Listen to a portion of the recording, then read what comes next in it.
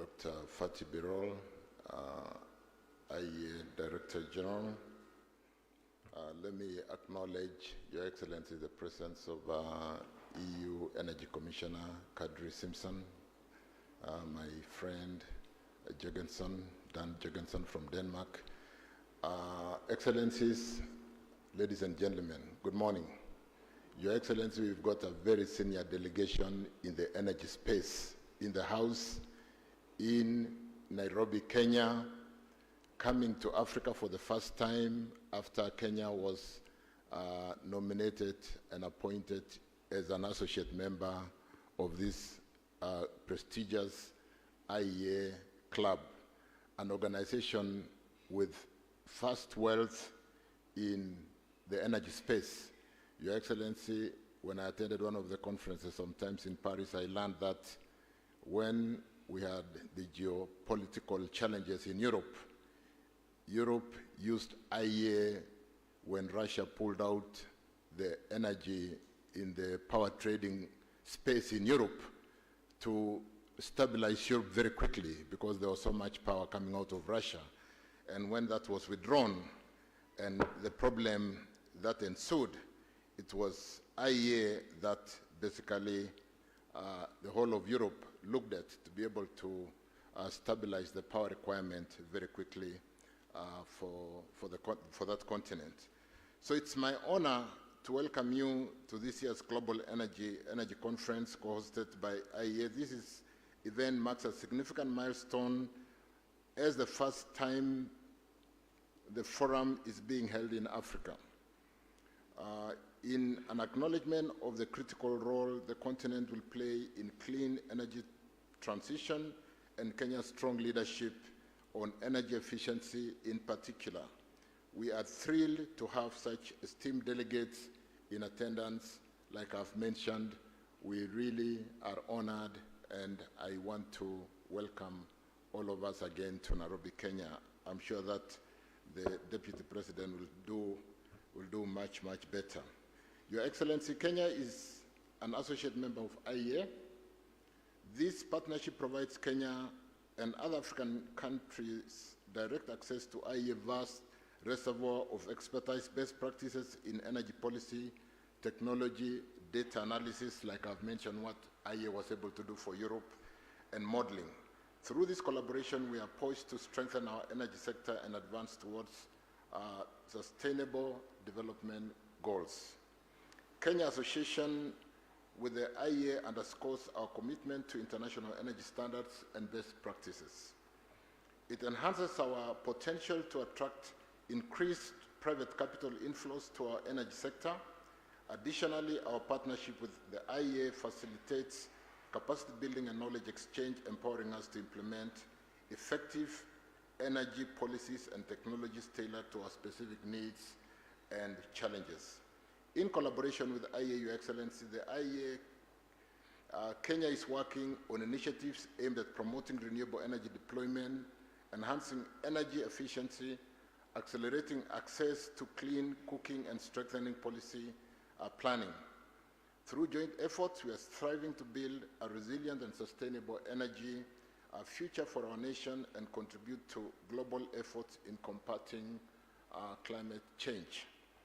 The conference brings together ministers, CEOs, and other senior leaders to accelerate progress towards the goal of doubling energy efficiency progress this decade as agreed by governments in COP28. The 9th Global Conference also represents an opportunity to deepen collaboration and unlock opportunities for energy efficiency to ensure sustainable energy transition in emerging and developing economies. It is now my singular pleasure, Your Excellency, the Deputy President, to make your remarks officially, open the 9th Global Conference on Energy Efficiency, and as I welcome the Deputy President, may I just ask all of us to be upstanding as we welcome the Deputy President. Your Excellency, karibu sana. Thank you.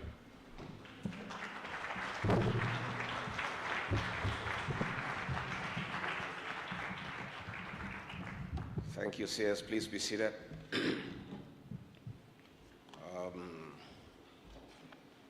the Cabinet Secretary for Energy and Petroleum, Davis Chirchil, International Energy Agency Executive Director, Dr. Fatih Birol, the Denmark Minister for Development Cooperation, Dan Jorgensen, the European Union Commissioner for Energy, Kadri Simpson, heads of delegations, excellencies, distinguished delegates, good morning. I stand in here for President William Ruto, the President of the Republic of Kenya, who was supposed to come here and open this conference, but he is away in the United States of America on official duty, and he has sent me with very warm greetings and has asked me to welcome you to the Republic of Kenya, and therefore you are most welcome. It is a pleasure to address this high-level convening, the International Energy Agency's 9th Annual Global Conference on Energy Efficiency on behalf of our President, His Excellency Dr. Extend a warm welcome.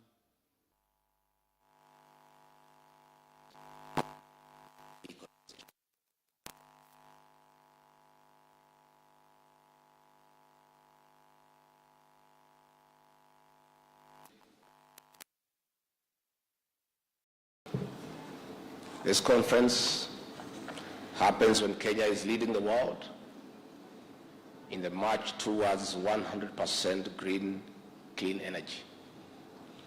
Renewable energy accounts for almost 90% of our generation and consumption. To achieve net zero carbon emissions by the target year 2050, Kenya requires over $600 billion in investment. This calls for sustained joint rescue mobilization, partnership, and investment from local and international actors.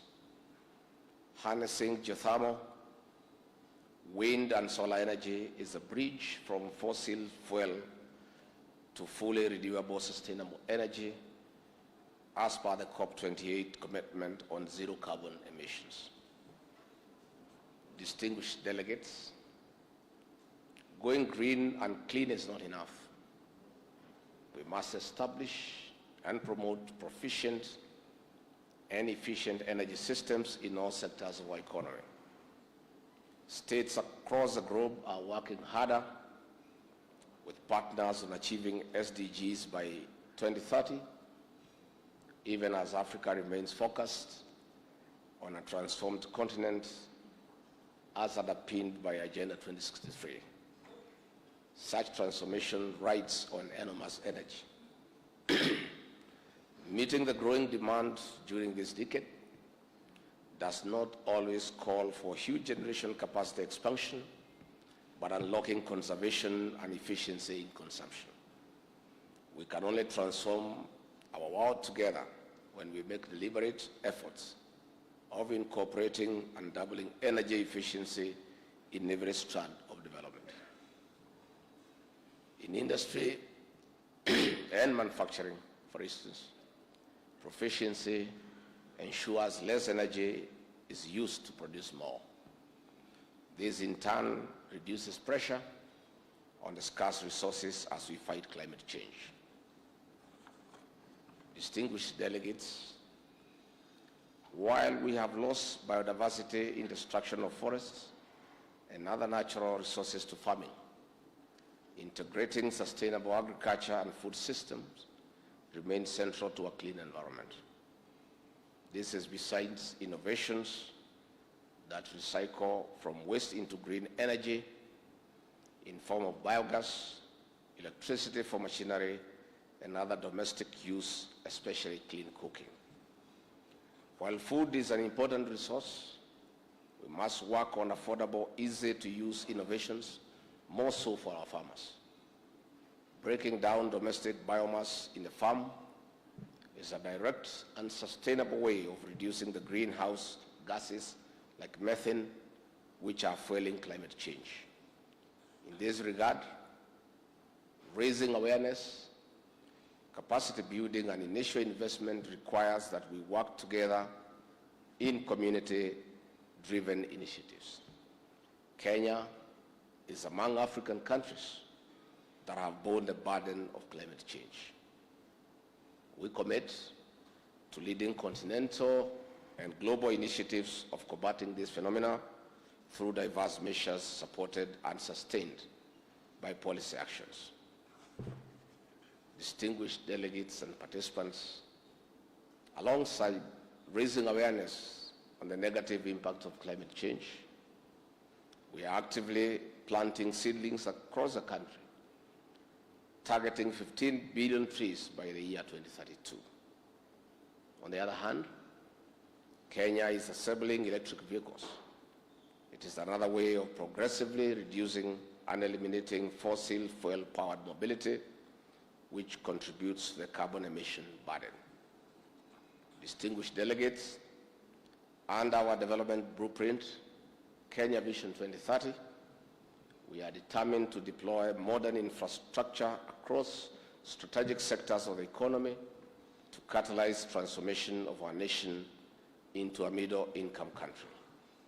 Central to our bottom-up economic transformation agenda is energy efficiency and increasing electricity access, not only through the national grid, but also home-based sources like biogas and solar. Distinguished delegates, our partnership with the International Energy Agency as an association member country is pivotal in our commitment to advancing energy efficiency and renewable energy deployment. The support and technical assistance provided by the International Energy Agency will strengthen our capacity in data collection, policy planning, and drive forward our renewable energy agenda. Indeed, this forms the gist of this conference in cultivating collaboration and strengthening public-private partnership in funding transformative, consumer-focused innovations informed by solid research-based data. This is important because impact research requires massive resources in sector-specific disciplines. In this regard, we call upon the international community to ensure resources, as committed during COP28 and similar forums, are availed to, among other initiatives, fund innovations that promote climate action in Kenya and the African continent. Distinguished delegates, this conference, therefore, is a moment to learn good practices from our peers as well as those ahead of us. It is also time to identify national and international policy gaps that hinder adjustment of equipment, installations, and other infrastructure to allow for competitive technology that is cost-effective. On this note, we need to urgently review and harmonize our policies to, among other ways, offer subsidy in the manufacture and installation of energy-efficient equipment and other infrastructures. Such subsidies should also apply to the purchase and installation of solar panels and other sources of green energy. Distinguished delegates and participants, as Kenya transitions to green energy, we are addressing the cost of production while making power more reliable and more available. We are hereby inviting investment from regional and international partners to plug the various pillars of the bottom-up economic transformation agenda. In particular, we are ready to have direct engagement with companies and other entities for business investment in clean and energy efficiency. Distinguished delegates, we take pride that Kenya is among the 5 member countries from Africa in the International Energy Agency. We thank you for the confidence in us. With Africa emerging as one of the fastest growing regions, the peace, security, and stability we enjoy in Kenya creates an enabling environment for investments to thrive. We are also the launchpad to accessing the more than 500 million people in the East African community and indeed the rest of the continent. Kenya is ready for business. Let us define and work for the future, where energy and efficiency is a catalyst for the inclusive growth and shared prosperity. It is therefore my pleasure to declare this International Energy Agency 9th Annual Global Conference on Energy Efficiency, held here in Nairobi, officially open. Asanteni sana.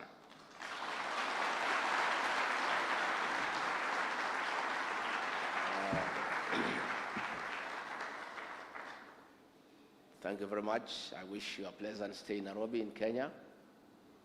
And please, when you are done in this conference, Kenya is the destination of choice for tourism. And I want to urge you that if you have never been to the Masai Mara, the 8th wonder of the world, you don't know what you are missing. Please take advantage when you are here in Nairobi.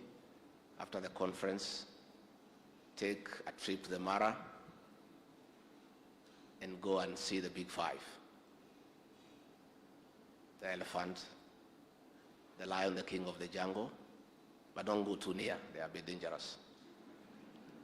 Go and see what we have. If you have some bit of time, fly to the Kenyan coast in Mombasa, in Malindi, and do some bit of sunbathing. We have very exotic beaches and very hospitable people. Our cultural heritage is next to none in the world. Go and meet the Maasai people and interact with them and enjoy our cultural heritage. And finally, with a light touch, the foreign exchange you came with, make sure. Whatever is remaining, please spend it here. Thank you very much. Asanteni sana.